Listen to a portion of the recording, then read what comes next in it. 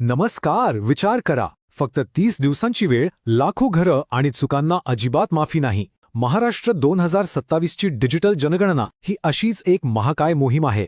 आजच्या या विश्लेषणामध्ये आपण समजून घेणार आहोत की मानवी कष्ट आणि डिजिटल टेक्नॉलॉजी यांचा असा अचूक मेळ कसा साधला जाणार आहे. अगदी सोप्या भाषेत सांगायचं तर ही केवळ आकडेवारी नाही, तर एका ऐतिहासिक मोहिमेची ब्लूप्रिंट आहे. चला तर मग सुरुवात करूया. तर हे सगळं नक्की कसं होणार आहे? पूर्वतयारीपासून ते नकाशा बनवणं, प्रत्यक्ष घरोघरी जाऊन नंबरिंग करणं, डेटा सिंक करणं आणि शेवटी संपूर्ण राज्याचा डेटा डिजिटल लॉक करणं, हे 6 टप्पे आपण आज पटापट पाहणार आहोत. पण पुढे जाण्याआधी एक शब्द आपल्याला वारंवार ऐकायला मिळेल, तो म्हणजे HLO, म्हणजेच हाऊस लिस्टिंग ऑपरेशन्स.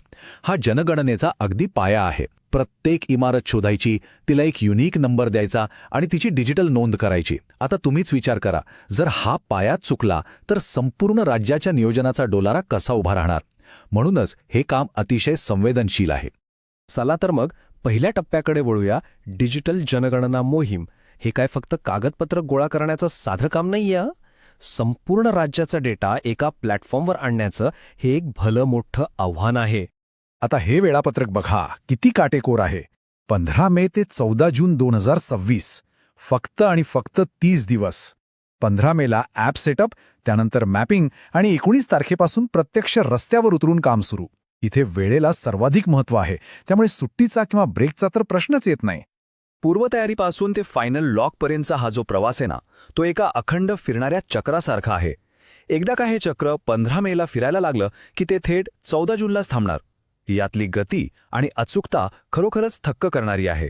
आता आपण बघूया फेज 0 म्हणजेच डिजिटल पूर्वतयारी. तंत्रज्ञान आणि प्रत्यक्ष मैदानी कामाची सांगड अधिकृतपणे इथूनच घातली जाते. 15 मेचा हा दिवस खूप महत्त्वाचा आणि थोडासा मजेचा सुद्धा आहे. काम सुरू करण्याआधी कर्मचाऱ्यांना त्यांच्या स्वतःच्या फोनची मेमरी मोकळी करावी लागते. म्हणजे कदाचित जुने गुड मॉर्निंगचे फॉरवर्ड्स आणि व्हिडिओज डिलीट करावे लागतील. त्यानंतर फक्त अधिकृत केशरी रंगाचं HLO ॲप डाउनलोड करायचे आणि त्याला 4 अंकी पिन लावून सुरक्षित करायचे. Security first. यापुढचा टप्पा आहे नकाशा आणि सीमा निश्चिती. ॲपमधले नियम प्रत्यक्ष रस्त्यांवर आणि भौगोलिक सीमांवर कसे लागू होतात ते आता पाहूया.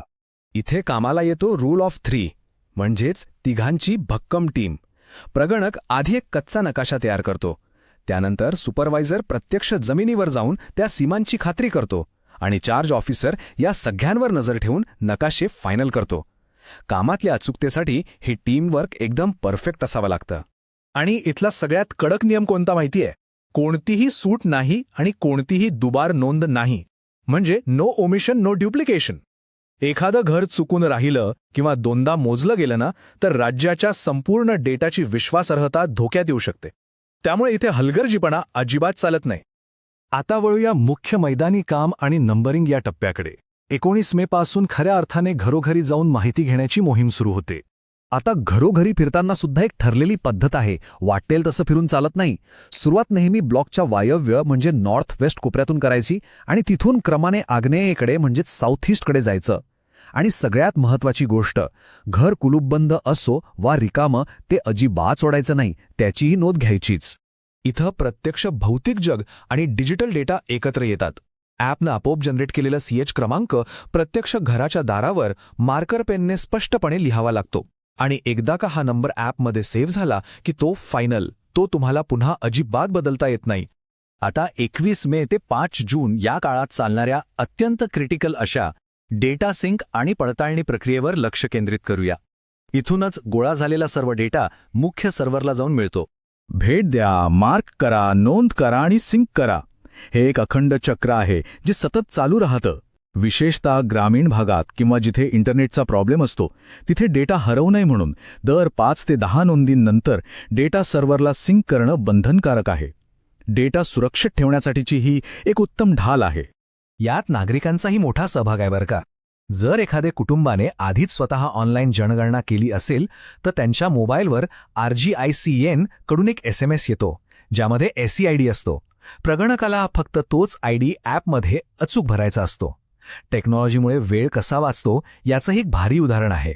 आता आपल्याकडे घरांची रचना बऱ्याचदा गुंतागुंतीची असते. एकाच घरात दुसरं कुटुंब भाड्याने किंवा एकत्र राहत असेल तर ॲपमध्ये रिपीट हा पर्याय निवडला जातो. पण जर घर पूर्णपणे वेगळं असेल तर न्यू पर्याय वापरला जातो. यामुळे प्रत्यक्ष वास्तवातली गुंतागुंत डिजिटल स्वरूपात अगदी अचूकपणे रेकॉर्ड होते. कामाच्या या प्रचंड घाईत काही सुवर्ण नियम पाळणं मस्ट आहे, जसं की काम सुरू करण्यापूर्वी ॲप रिफ्रेश करणं आणि डेटा नियमित सिंक करणं. आणि सर्वात मोठी चूक जी चुकूनही करायची नाहीये ती म्हणजे ॲप अनइन्स्टॉल करणं. मी मगाशीच म्हणालो तसं एकदा सिंक केलेला डेटा पुन्हा एडिट करता येत नाही. आणि आता आपण पोचलोय या मोहिमेच्या एकदम शेवटच्या टप्प्यावर, द फायनल डिजिटल लॉक. ही प्रक्रिया 6 जून ते 14 जून दरम्यान चालते. हे शेवटचे दिवस म्हणजे एकदम हाय टेन्शन. कोणतीही नोंद अपूर्ण तर नाहीये ना, सर्व डेटा परफेक्ट अपलोड झालाय ना याची खात्री करूनच पुढे जाता येतं, कारण इथून पुढे चुकीला अजिबात माफी नसते. एखादा ब्लॉग कायमचा क्लोज करण्याची ही यांत्रिक पण अतिशय महत्वाची प्रोसेस आहे. आधी फायनल सिंक करायचं, मग ऑल रेकॉर्ड सिंक्ड असा मेसेज दिसतोय का ते तपासायचं आणि शेवटी डिजिटल सिग्नेचर लावून ब्लॉग कंप्लीट सबमिट करायचा. आणि सावधान, 6 जूनपासून वरिष्ठ अधिकारी अचानक कोणत्याही क्षेत्रात भेट देऊन चेकिंग करू शकतात. त्यामुळे सगळं काम अगदी चोख असणं भाग आहे. तर या सगळ्या माहितीनंतर विचार करण्यासारखी एक मोठी गोष्ट आहे. जेव्हा लाखो घरं अवघ्या 30 दिवसांत एका अचूक डिजिटल सिस्टीममध्ये रूपांतरित केली जाऊ शकतात, तेव्हा मानवी कष्ट आणि डिजिटल टेक्नॉलॉजीच्या याच मॉडेलचा वापर करून आपण भविष्यात आणखी कोणती मोठी नागरी आव्हानं सोडू शकू? नक्की विचार करा. आजच्या या विश्लेषणामध्ये आमच्यासोबत जोडले गेल्याबद्दल खूप खूप धन्यवाद.